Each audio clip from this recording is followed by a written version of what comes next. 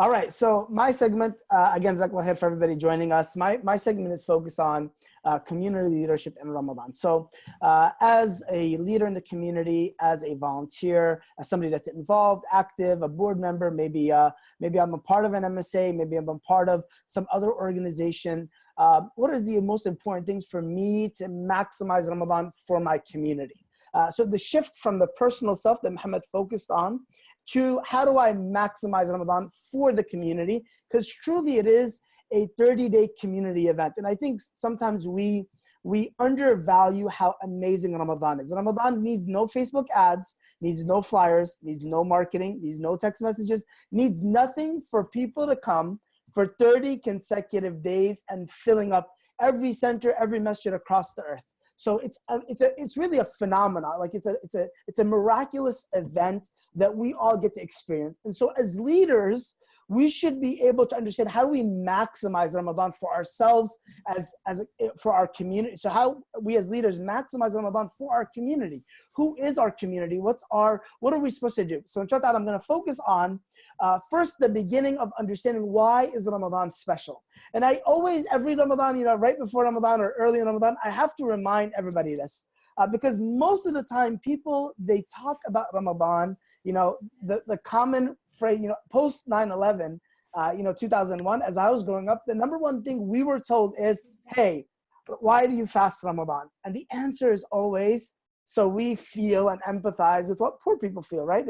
That's like the best answer everybody ever gives, from the age of 5 to the age of like 95.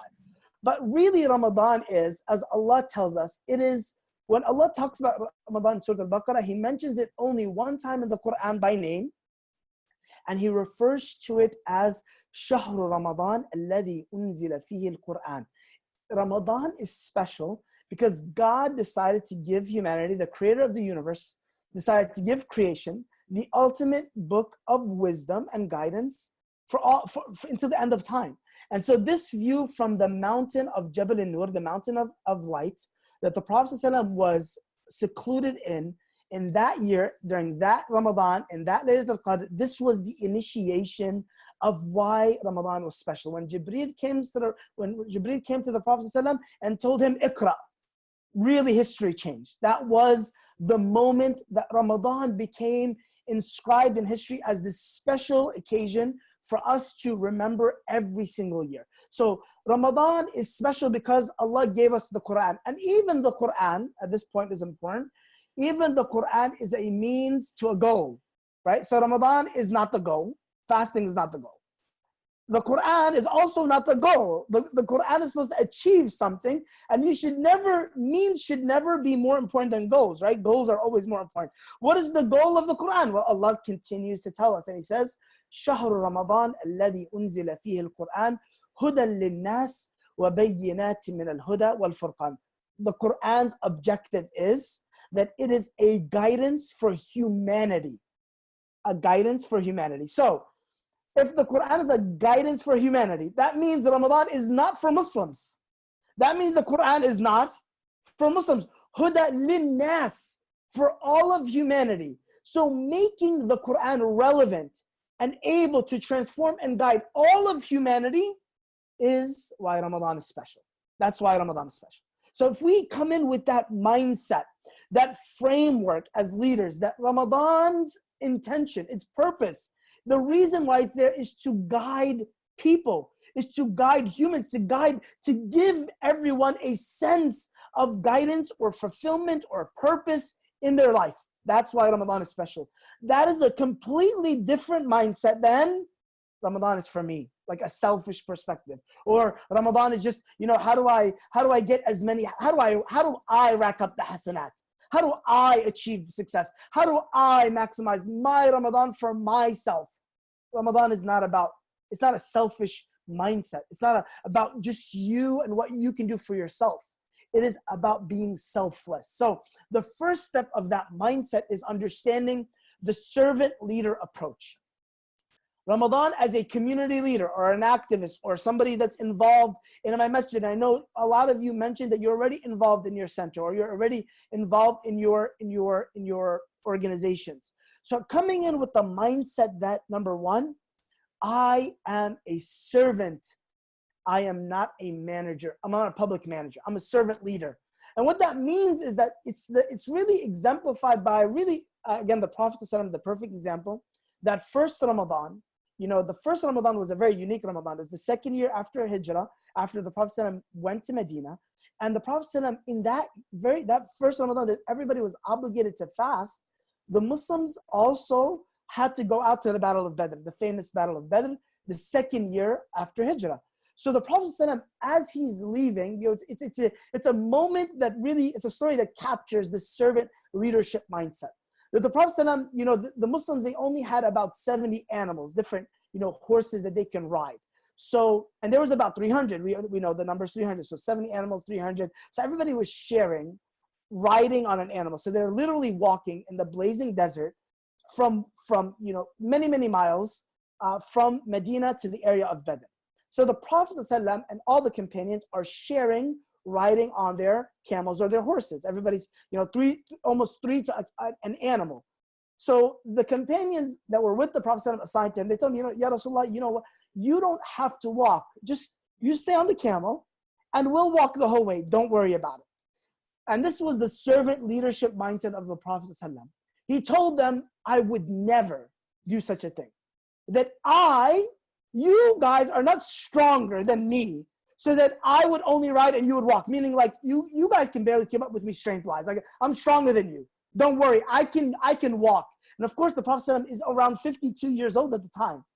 And then second, he said, and I need the reward as much as you guys need the reward. Like, I'm here to rack up hasanat and hustle, as I sometimes refer to it. I'm here for that just as much as you guys need it. Like, I'm in need of it as much as you. So the Prophet had this amazing servant leadership mindset, that he wasn't a public manager. He wasn't there to tell people what to do. Hey, everybody stand in line. Hey, everybody turn off your phones. Hey, everybody, that wasn't his mindset. His mindset was that I am serving people. As a community leader, I'm there to serve.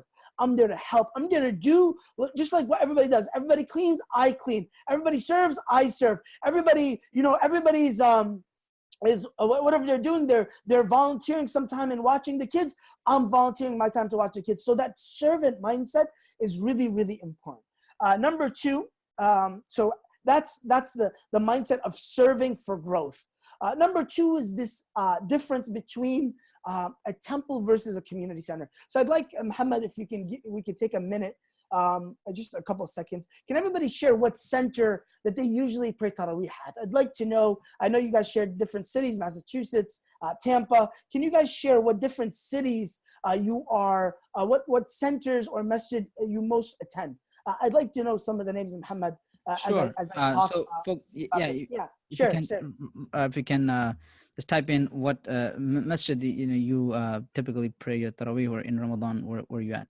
Right. So okay. as you guys mentioned, and I'd like to hear from them. So we have this other mindset that we need to go into from a masjid. And I know maybe some of us are involved. I know many. So we have Jamaic Muslim Center, we have Islamic Center, Islamic Society of New Tampa. Nice. We have Islamic Community Center of Tampa. Nice. Boston Cultural Center. MashaAllah. MashaAllah. Beautiful, beautiful. Beautiful places, beautiful centers. So the question is your masjid or center, is it a temple or is it a community center? And really, this is another part of the mindset when Ramadan comes. Ramadan is the month, again, where people coming to the masjid, it's an automatic, right? No flyers, no invitations. It is herds. It is the numbers we never see, right? It's that explosion in numbers that we don't need to do anything about. We beg people to come for events throughout the year, and Ramadan, they just come. But is the mindset of your center, is the leadership give the culture of a temple or a community center? And this is really important. Like, the difference between them is really what sets apart the mindset needed to maximize Ramadan. The masjid is not meant to be a temple. It's not meant to be a temple. It's not meant to be a place where during Taraweeh, it is absolutely silent. There's no movement. There's no talking. It's an army. Everybody functions like a robot. They come in, they get their salah, they perform it, and they leave. That is not the prophetic model of a masjid. The masjid, its nature, its culture, should be that it is a community center. It is there to serve the community. And when we service, we mean like in every way. So definitely there's prayer, for sure. But if we want to embody and maximize Ramadan for our communities, we have to realize that the masjid is also a place for events. It's a place for programming. The Prophet ﷺ did different events there. People from outside came in and did events. The Prophet ﷺ performed marriages inside of the masjid. He performed different gatherings inside the masjid. That there was different ceremonies that took place inside the masjid. The Prophet ﷺ used the masjid as a lodging center, as a clinic, as a place to serve the homeless, as a place to gather people for different functions. And that's a completely different mindset. The mindset that we are serving and guiding people necessitates that we don't become a place that manages and a place that becomes strictly a temple. Masajid are not temples. They are meant to be community centers that are vibrant, that are dynamic, that are involved. And we're going to get to this in more detail, what we mean by that. But serving people is the second part of maximizing, as a leader or a volunteer, maximizing Ramadan for our communities, that we come in with the mindset of a community center, as a place of everybody being served in different ways. The last one, inshallah ta'ala, is that we need to be people focused, not place focused. And this is the last mindset of the three that I really wanted for us to focus on, is that when we are people centered, we understand what the Prophet ﷺ, he said, that أَيَّهْدِيَ اللَّهُ بِكَ رَجُلًا, if Allah were to help guide one person, like there's a human that comes in Ramadan, and of course in Ramadan, it's Mike, that's Muhammad, and Joe, that's Yusuf, and Shirley, who's Shireen. They're all coming into the masjid. Your mindset should be, I am here to serve these people. This is why Ramadan is important, because it's not the carpet. And by the way, I've been removed, Muhammad, I'm sure, I'm not, New York has some tough times, but I've been physically removed from places, masajid, because of youth getting the carpet dirty. The carpet's from Turkey, we don't want to stain it, too much pizza stains, and we don't want any youth programs. Or places that are more worried about their chandeliers, or they're more worried about how clean the place is than they are about the people, the blood, the souls, the hearts that walk into the place. And if we are a place-centric instead of people-centric community, then we will always lose the hearts and minds of people. We will never win any hearts and minds. We will never guide anyone. So when we are people-centric, when I realize that the deen came, this faith came, the Quran came to guide people, not buildings, not walls, not having a Bose surround sound system that is like the sheikh can blow us to smithereens because his voice is amazing. That's not the objective of Ramadan. The objective is that we serve people, and we are people-centric. We smile, we welcome, we talk. We socialize with people as they come in. We figure out a way to connect with people at a deeper level. We figure out a way just to have people feel welcomed when they walk in through the doors. That is a different mindset. And that mindset is what we need when we understand that the deen of Allah Azza wa Jal, the faith, this way of living, it's about the faces of people. It's about the hearts of people. And that's very, very important. It's a different mindset for us to walk into Ramadan with. And that's really the beginning. Like, we can talk about community plans and what you should do and what programs and what projects. But if you are not people focused, it doesn't matter what you do. People will hate it. You'll worry more about the fees and the registration and the carpets and keeping things clean than you will about actually connecting to the flesh and blood in front of you. And that is always the most important thing, inshallah ta'ala. So I'd like, inshallah ta'ala, before we get into some community segments, can you guys share with me what demographic in the community you face? So I'd like to know. That's actually a question. Yeah. Okay, yes, so go ahead. How do we deal with our Islamic centers if it is too people-centric? So there's that. They're too people-centric. Wow, I would like to visit that community. I'm not sure who mentioned that. But if they're too people-centric, so I guess what you're referring to is that maybe it's almost like cultural, like it's a place where it's like cliquish. Is that what you guys are referring to, or are you referring to it being very focused on people and it's like it's managed poorly from a logistical perspective? So maybe as we go on, we'll get some clarity. So whatever feedback they might have, but there has to be a balance for sure. Like, I'm not saying, of course, Ramadan is coming and the masjid is not clean. Like, there isn't a focus on the sound system. No, that's important. Like the carpets being, vacuumed, that there's, decorations. And I think that's really important, by the way. All the centers I've been involved with, for many, many years, we've always done Ramadan decorations, make the place nice, make the place smell great, make the, wipe the mirrors and fix the chandeliers. Those are all important things. That's very important for us to have. The place is nice.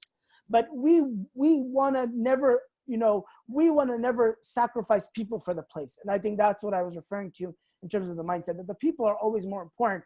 I'll give you a small story. We had somebody that came to one of the centers, the mass center in Dallas, that I was involved with for many years. So recently we had somebody that came in, after Salah, there was youth playing in the masjid, in the center, and they had happened, the brother was praying, and the brother, I guess they were making some noise, and they hit the brother. So the brother, as he's walking out, I think it was an accident, but he was angry, he was frustrated, so he pushed the door really hard, and the glass door, it shattered, like it completely shattered. So I was there, other brothers and different leaders in the center were there. So we immediately went, and the first thing that we did, we could have got so angry about a door shattering.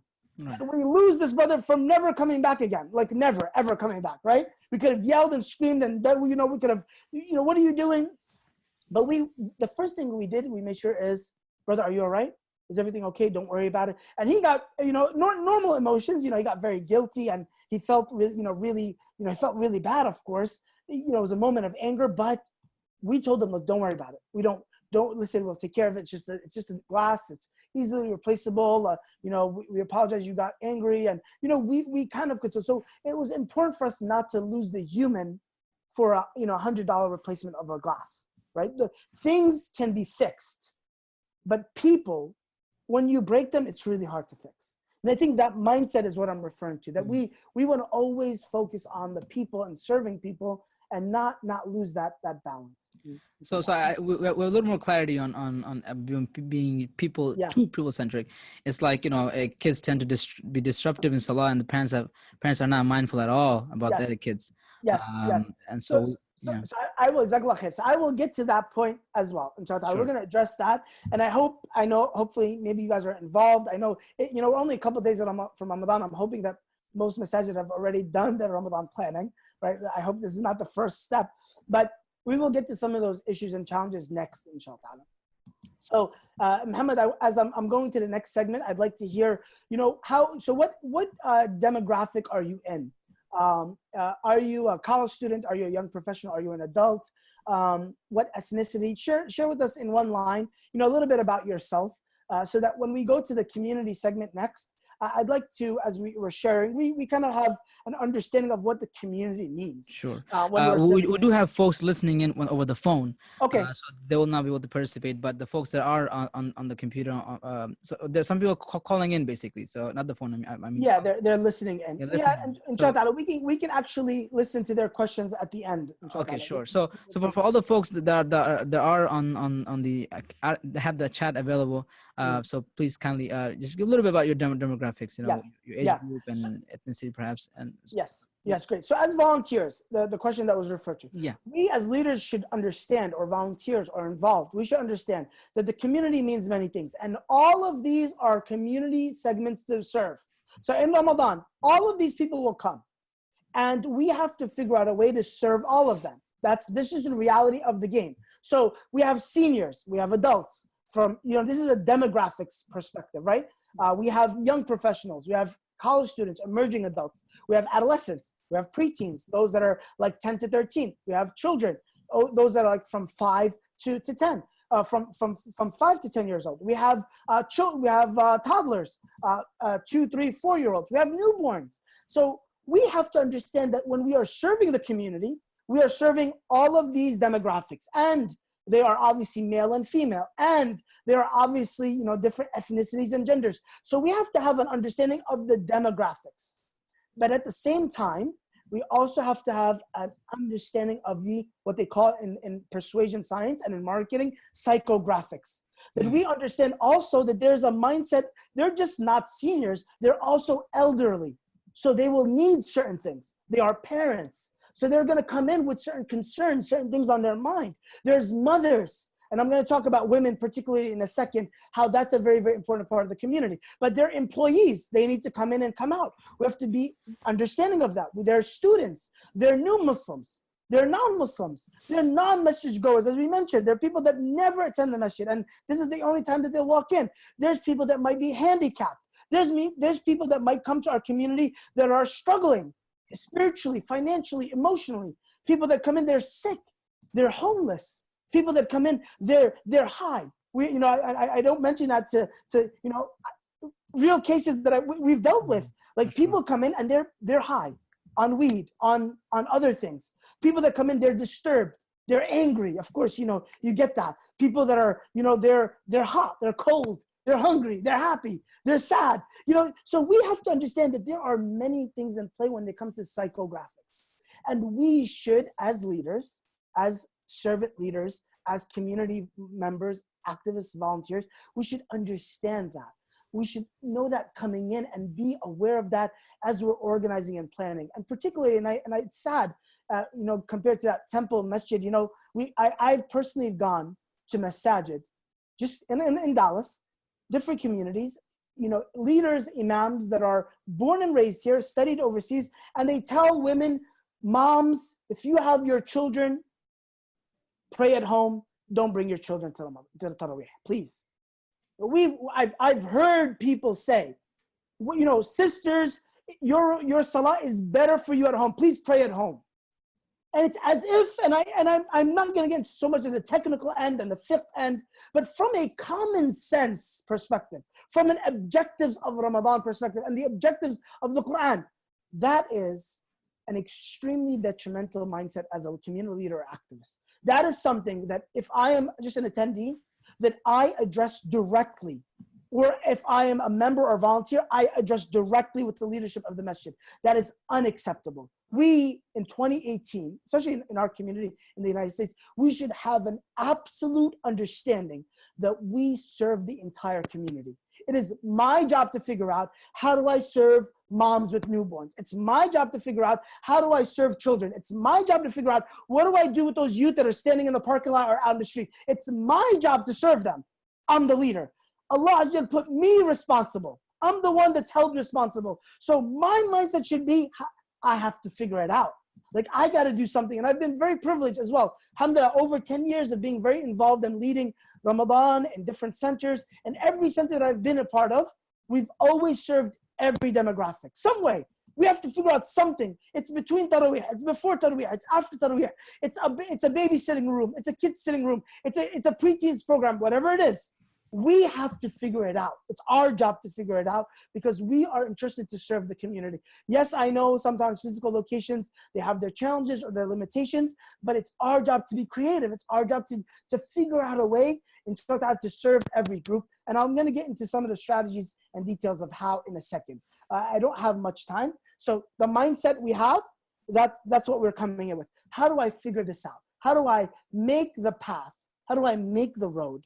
How do I lead people down the direction that they are being served in Ramadan as a leader, as a volunteer, as a potential volunteer, as a person that's involved even passively? How do I lay this path out? And so I wanted to share some of these things, inshallah ta'ala. Before I get to that, I'd like for everybody, Muhammad, unless you have any questions, maybe we'll take the questions at the end to save some time. Can everybody share with me their best Ramadan event in any masjid that they've been to? Can you share with me what was the best event or program? What was the best experience you've had in a center during Ramadan? What made it stand out to you? So I'd love if we can hear some of these. Sure, yeah. So as it comes in now, I will mention them. Okay. Jazakallah khairan. So the first thing that we'd like to do is when we want to maximize Ramadan, Muhammad talked about this beautifully, we have to have a plan. We have to have a community plan. If I'm a volunteer or a leader, or if I'm responsible for a masjid, I'm responsible for 3, 4, 5, 8, 9, 1,000, 3,000 people that are going to walk in every night or every other night or every weekend. I have to be conscious about what I want to do. I have to have a plan. I have to figure out a way. How can I maximize Ramadan for these people? They're going to come to me. What am I going to do? What is my committee, my team going to do? So 3, 4 steps, inshallah, I'm going to briefly overview them and go into more detail on the projects. Number 1, I have to evaluate what has worked in the past. What has been beneficial? What events, what programs have really stood out? What has been bad in the past? What hasn't worked? I have to have an evaluation before I start any plan. So Mohammed, can you share with me? Yes, so we have one Taraweeh club. It's a targeted towards elementary school kids. Mm-hmm. So praying tahajjud behind a young adult, second generation. MashaAllah, beautiful. Excellent. Any other experiences? Share with us your best experiences, inshallah. They help in the evaluation, right? So if I'm a community leader, I'm a volunteer, I'm on a team in a masjid, I'm on an iftar team, or I'm on the Taraweeh team, or whatever it is, that I have to evaluate. Like, hey guys, what worked well last year? The time, was it too long? Was it too short? 20 rak'ahs, 8 rak'ahs. Which one is best served for our community, even if it's against our own fiqh opinion? What works in terms of the khatira time? 5 minutes, 7 minutes, 15 minutes. What are the things? Evaluate the things that have been done in the past. Number 2, when you evaluate, you got to brainstorm ideas. Okay, we lay out, let's say we have 10 things that we want to evaluate. Brainstorm. What are the things how can we solve this problem? Can we add, as some masajid, they have a parking problem, so they rent out another lot. They have, the masjid is too big. Maybe we can open a tent. I've seen many masajid, they rent out a tent. They figure out a place for them to rent out a space just for Ramadan. They figure out a way to, maximize space, move things around. So brainstorm ideas. Then you want to prioritize, similar to what Muhammad mentioned. Prioritize what are the things that we can realistically do. What are the things that are important? What are the things that maybe we can leave off because of funding or timing, whatever it might be. And last but not least is we make SMART goals. And I'm going to go into these a little bit more detail, inshallah. Muhammad, is there any other things you want to mention before I not at the moment. Okay, cool. All right, very cool. So planning. How can we maximize planning for our masjid, or be a part, or go up to our masjid and help them in planning if need be, or our community center? So number 1, I've really divided 3 areas. And I think if you can focus on maximizing these 3 areas, really Ramadan as a community leader or a community volunteer, you're gonna do your best in serving your community. Really 3 areas. Number 1 is the main event. The main event, of course, it starts at Isha and it ends. It depends on what masjid. For some people, it's 1 o'clock in the morning. Right. For some people, it's 11:30. But it's that main event when everybody comes for Taraweeh. It's a main event, right? So we want to focus on that. Number 2, we want to focus on specialized programming. So second segment, how can I maximize through specialized programming? And again, I'm going to go into details on each one. And number 3, how can I, as a leader or volunteer, add projects to Ramadan to serve my community, different projects. And alhamdulillah, again, I've been involved in all of these 3. I've done many, many different things. I'll share with you some of these ideas, but I think these are the 3 best areas. So number 1, main event. So a little bit about SMART planning. How do I make a plan? So Muhammad referred to this. I'm not going to go into much detail, but being specific, measurable, attainable, relevant, and timely. So I wanted to give that example. Okay, I'm a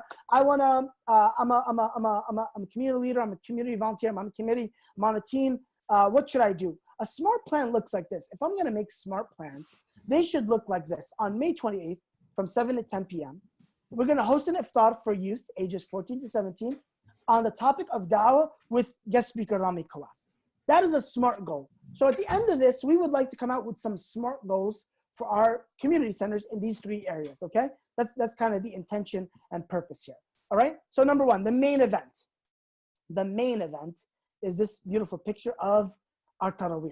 So Taraweeh should have 3 main elements. And I'm not going to go into so much here because I know maybe, not a lot we can control here, but just for sake of effort, for sake of clarity, Taraweeh should have, number 1, it should be quality focused. And what I mean by that is Many times, again, when you're people focused, you want to be quality towards people centric. So you want quality for those people. So the amount of prayer comes into play here. The amount of fundraising we do, the amount of the types of lecture topics, the breakdown of the segments and how we serve them. We want to give everybody, number one, a quality program.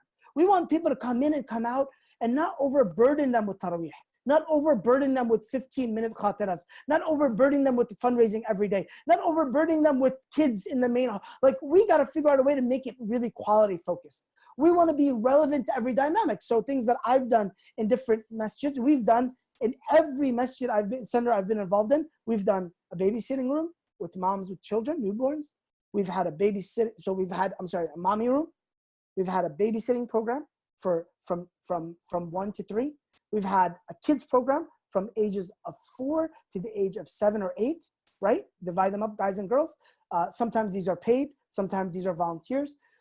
We've had a preteens program from the ages of 8 or 9 to the age of 13 or 14. And we tried to make the main hall a very youth or young adult or very friendly to our, the demographics. So, we've always tried to keep it in English. We've always tried to keep the khatiras relevant, practical. It's really important to have these 3 areas. And I have so many stories to share, but I once went to a masjid. It's a nice masjid, mashallah, community center, a lot going on. But the khatira, it's a khatira. I remember it was like during the time Gaza a couple of years ago was going on, and there was a lot going on in the world. But the American-born imam, make sure I clarify this, because I think sometimes we give the stereotype to maybe people that are immigrant or not first or second generation. The American-born imam studied overseas. He gave a khatira during Ramadan, the first 3 or 4 days of Ramadan, on the fiqh, the rulings of what you should do if dog saliva were to touch you or you were to touch it. Like that was a 10-minute khatira during Ramadan. I would honestly say that would be poor relevance and understanding of your community when that's the message during Ramadan on a weekend, right? So we have to have this understanding of what we deliver. So being quality focused, relevant, and effective. We have to be effective in our delivery, inshallah. So just one thing here. Mona asked, do you have a sample survey that we can give to our community to know their needs and get data for future planning? Sure. So I would. So we can share some of them. We've done some of those with some of our email lists, and I think you definitely should survey. I think one of the best ways, Muna, if she gave that question, one of the best ways is really to sit down with different volunteers, right? When you're organizing for Ramadan and you're only, for example, adults, brothers, it's problematic when you're planning for everybody. You've got to bring in sisters that are moms, young professionals, youth. You've got to bring in, people with kids. You've got to have a diversity of ethnicities. So really, outside of going to the public, which is really good, I think the first layer that we can solve is the internal planning teams. And the more diversified they are, the better that Ramadan will be planned. Wallahu ta'ala alam. I'll save some of the questions because I'm running out on time. Number 2, making specialized programs. So specialized programs should be focused, growth-oriented, and social. And by special programs, I mean like I'm going to pick a demographic. I'm going to pick children. And I am going to do for them, a 2 or 3 day camp or even a 1 day camp every Saturday from 12 to 2 o'clock. We're going to do a kids camp for Ramadan. So I'm going to pick out a segment of my community, right? The ones that we went to. I'm going to pick out children ages 7 to 10. We're going to do a Ramadan camp for them. And we're going to, do some arts and crafts activities and teach them different stories about Prophet Muhammad or, stories of the Quran. And we're going to do that during Ramadan from whatever time. We can do iftar programs. We can do programs where there's youth iftar programs. I mentioned many that I've done where, hey, we're going to invite youth on a Friday or Saturday night from, 7 o'clock. We're going to have an off the hook iftar. Like, it's got to be good food if you guys want youth to come, right? Get a good food, market it. We'll have a little program before, maybe a little, 20 light talk about a different subject, dua, repentance, whatever you might choose. And you're going to have an iftar program for youth. You're going to have an iftar program for the community. We're going to do a community iftar program. We're going to do an all-nighter program, very popular during Ramadan.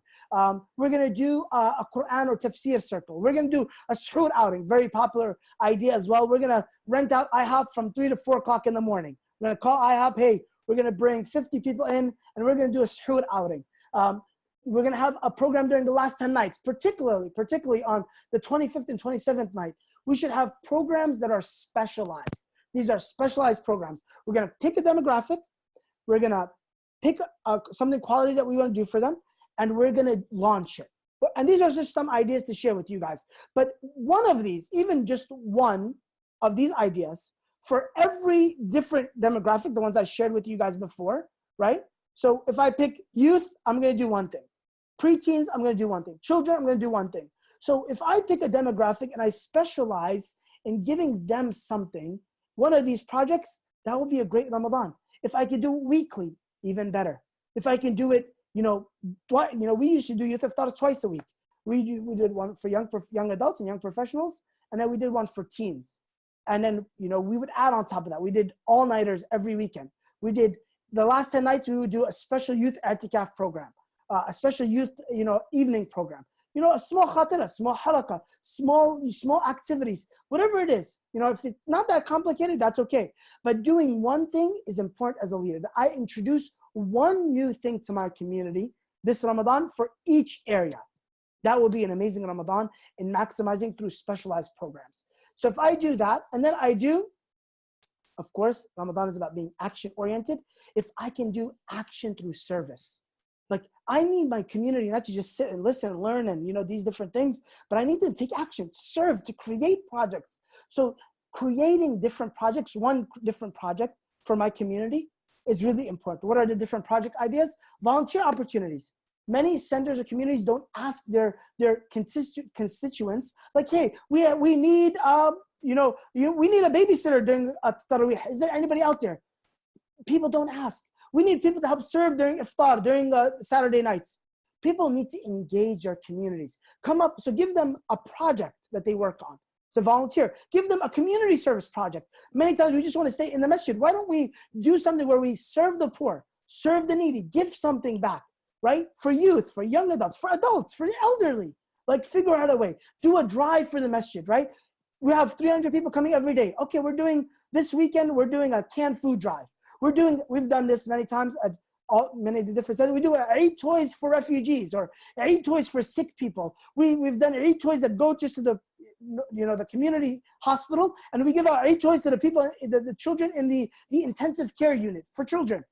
Non-Muslim and Muslim, doesn't matter. We've collected toys. So we do a drive, different drives that we can engage our communities with.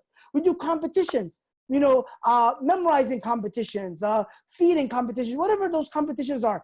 And then we do a cooking and serving day where our community can come in or our youth can come in and they can serve, they can cook, they can clean. We offer those opportunities, but give people projects. Don't keep it focused in one group or, these are the people that do it every year or these are the people that are paid. No, engage the community because people are looking for areas to serve and we want to give them the opportunity to serve during the month of Ramadan. And last but not least, we should have a calendar. All those, again, you specialize a project, you specialize an event, even if it's one-on-one, we should have a good calendar layout. We should have this shared with our community. We should have this shared with our volunteers, our internal leaders, our board. Everybody knows, hey, on May 28th, we have this going on. May 29th, we got this going on. June 6th, we got this going on. And I know, alhamdulillah, for youth or young adults, a lot of them have school. I know school, the beginning of Ramadan, maybe a lot of people have school, or I know in the Northeast, they have school throughout Ramadan. So you want to figure out, hey, we need to be strategic. Weekends are our main time. Or when school's out, that's our time to do different things. So we want to be, inshallah ta'ala, smart, specific, have a calendar layout, have a big picture, and inshallah ta'ala, we can maximize serving our communities with these different strategies, bi'idhnillah.